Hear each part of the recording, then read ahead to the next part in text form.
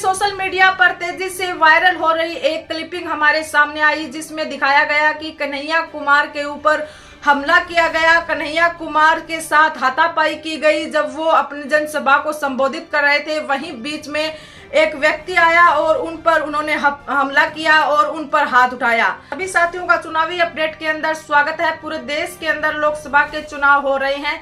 4 चरणों के चुनाव कंप्लीट हो चुके हैं, 3 चरणों के अभी बाकी हैं। आप सभी को बता दें कि दिल्ली की सियासत की चर्चा और उत्तर प्रदेश की सियासत की चर्चा पूरे भारत में देखी जाती है और पूरे भारत में देखने को मिलती है। उसी कड़ी में दिल्ली की सियासत से एक ऐसा नाम जिसका नाम पूरे देश में लिया जाता है और पूरे देश में उन्हें जाना जाता है, पहचाना जाता है। युवा से लेकर बुजुर्ग तक, महिलाएं तक उस नाम को जानती हैं। शायद ही देश के अंदर कोई व्यक्ति होगा जिसने कन्हैया कुमार का नाम नहीं सुना होगा। जी हाँ, कन्हैया कुमार दिल्ली की नॉर्थ सीट से कांग्रेस पार्टी से वो चुनाव लड़ रहे हैं। इंडिया अलायंस आप और कांग्रेस पार्टी का वहां पर गठबंधन है और इंडिया अलायंस से उन्हें साझा उम्मीदवार वहां से उतारा गया है नॉर्थ सीट से। कन्हैया कुमार को जाने भी क्यों नहीं, एक धरातल लेवल से उठकर और दिल्ली तक पहुंचने वाले युवा, आखिर उनके अंदर कुछ तो विशेष बातें रही होगी कि दिल्ली जैसी हॉट सीट पर उन्हें प्रत्याशी उतारा गया है। दिल्ली की सियासत और उत्तर प्रदेश की सियासत पूरे देश के अंदर 2 महत्वपूर्ण सियासत हैं जो देश का भविष्य तय करती हैं। देश की प्रधानमंत्री कौन बनेगा, देश का राष्ट्रपति कौन बनेगा और आने वाले 5 सालों में देश पर राज कौन करेगा। ये 2 ऐसे राज्य हैं जहां पर ये चीजें डिसाइड होती हैं और वहां की सीटें पूरे देश के अंदर एक चर्चा का विषय भी रहती हैं। आप सभी को बता दें कि कन्हैया कुमार को नॉर्थ ईस्ट सीट से प्रत्याशी के रूप में उतारा गया है और जिस दिन से उनका नॉमिनेशन हुआ, ये समझो कि वहां पर पूरे भयंकर तरीके से विपक्ष में खलबली मच गई और जो बीजेपी सरकार है या जो अन्य सरकारें हैं उनके अंदर भारी ये उनके होश उठ चुके हैं कि कन्हैया कुमार नॉर्थ सीट से विजयी घोषित होंगे।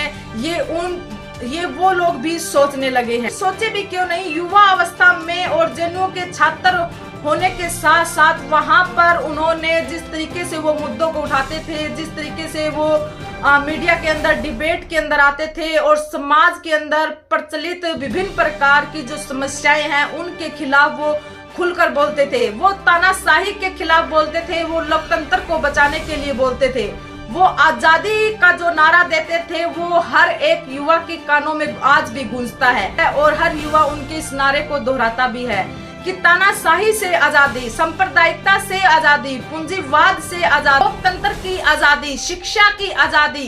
इस तरीके से वो अपने भाषणों के माध्यम से पूरे देश के अंदर हाईलाइट हुए और उनकी जो आजादी का जो नारा है पूरे देश में प्रचलित हुआ और पूरे देश में उनके इस नारे का जो गूंज है पूरे देश के युवाओं के अंदर वो गूंज गई और कॉलेज यूनिवर्सिटियों तक वो गूंज पहुंची। उन्हें के इस नारे की बदौलत उन पर एफआईआर तक दर्ज हुई, लेकिन वो अपनी बातों से, अपनी सोच से टस से मस नहीं हुए और वो आगे आगे बढ़ते गए और उसकी बदौलत, उसके रिजल्ट की बदौलत आज वो दिल्ली की सीट से अब प्रत्याशी उतारे गए हैं। आप पार्टी और कांग्रेस पार्टी का अलायंस है वहां पर और उन्हें साझा उम्मीदवार वहां पर उतारा गया है। आप सभी को बता दें कि जब से वो चुनाव प्रचार कर रहे हैं, लाखों की संख्या में लोग उनके रोड शो में, उनकी जनसभाओं में हिस्सा ले रहे हैं और उनकी ताकत बन रहे हैं और कन्हैया कुमार की जो जीत है वो एक तरफा हमें देखने को मिल रही है कि वो एक तरफा चुनाव जीतेंगे।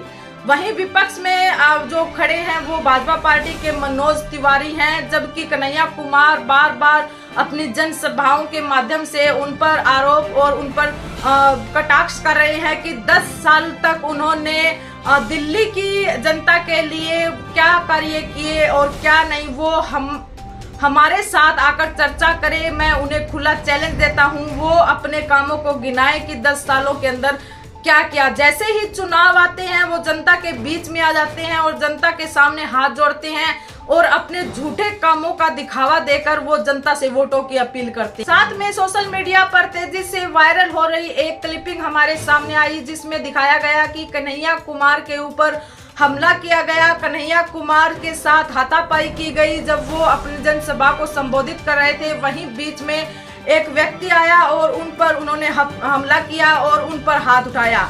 आप सभी को बता दें कि उस तथ्य को देखने के लिए और उसकी जानकारी के लिए हमने जब सोशल मीडिया खंगाला तो हमारे सामने जो सूचना आई, वो शख्स जिसने कन्हैया कुमार पर हाथ उठाया, कन्हैया कुमार पर हमला किया, वो शख्स बीजेपी से कनेक्ट होने के सबूत मिल रहे हैं और मनोज तिवारी जो बीजेपी से वहां से प्रत्याशी उतारे गए हैं, उनके साथ उनकी काफी फोटो देखने की मिली। इससे ये साबित होता है कि वो जो शख्स था वो बीजेपी के जो प्रत्याशी हैं मनोज तिवारी, उनके संपर्क में था और उनके निजी और उनका जो सपोर्टर था वो शख्स था और उसने कन्हैया कुमार के साथ ऐसा बर्ताव किया। जबकि विपक्ष के अंदर कुछ बातें ये भी चली कि कन्हैया कुमार ने झूठा दिखावा करने के लिए, लोगों की संपत्ति लेने के लिए ऐसा किया है और वोट बैंक बनाने के लिए उन्होंने ऐसा किया है। लेकिन जो सच्चाई हमारे सामने आई, जो कुछ फोटो हमने देखी, उससे हमें ये साबित हुआ, जो आप लोगों तक भी वो चीजें पहुंचनी चाहिए कि वो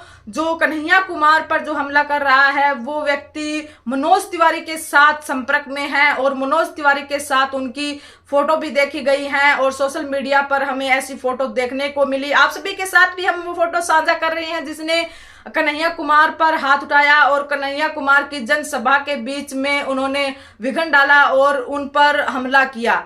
इसी तरह की और भी जिस तरीके से कन्हैया कुमार जीत की ओर बढ़ रहे हैं, विपक्ष के अंदर खलबली मच चुकी है और विपक्ष किसी ना किसी तरीके से उनके चुनाव प्रचार में बाधा डालने की कोशिश कर रहा है। लेकिन आप सभी को इन चीजों को दरकिनार करते हुए कन्हैया कुमार की ताकत बनना है। अगर कन्हैया कुमार जैसे एजुकेटेड, शिक्षित व्यक्ति पार्लियामेंट के अंदर चुनकर जाते हैं तो वो देश का भविष्य जो सुनिश्चित करने में और देश का विकास करने में उनकी अहम भूमिका रहती है। जिस तरीके से कन्हैया कुमार ने स्टूडेंट होते हुए युवाओं के हित के लिए उन्होंने अपनी मांग उठाते थे, बात रखते थे, आगे भी आशा करते हैं कि कन्हैया कुमार भविष्य के अंदर अगर वो पार्लियामेंट के अंदर चुनकर लिए जाते हैं तो वो अब हमारे समाज का, हमारे देश के जनता का, युवाओं का, महिलाओं का बढ़िया तरीके से नेतृत्व करेंगे और पढ़े लिखे युवा व्यक्ति को ही राजनीति के अंदर आगे जाने का मौका देना चाहिए। नॉर्थ ईस्ट की जितनी भी जनता है उनसे मेरी भी यही अपील है कि कन्हैया कुमार को ज्यादा से ज्यादा वोट देकर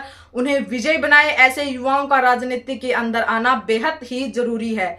इसी तरह की चुनावी अपडेट देखने के लिए आप हमारे चैनल से जुड़े रहें। वीडियो को लाइक कीजिए, चैनल को सब्सक्राइब कीजिए। धन्यवाद।